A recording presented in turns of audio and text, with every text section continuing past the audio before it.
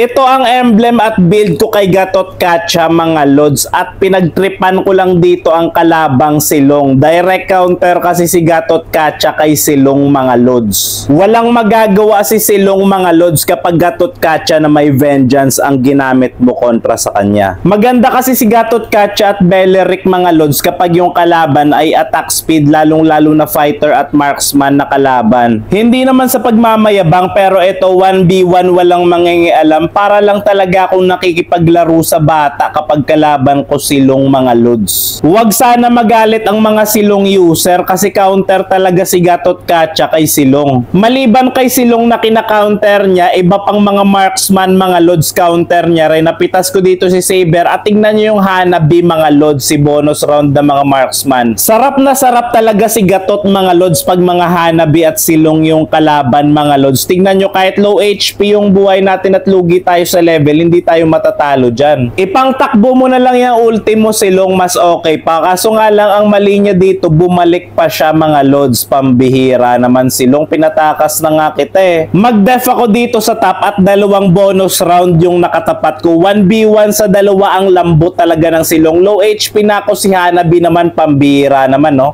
Grabe daw sabi ni Hanabi, tignan nyo naman.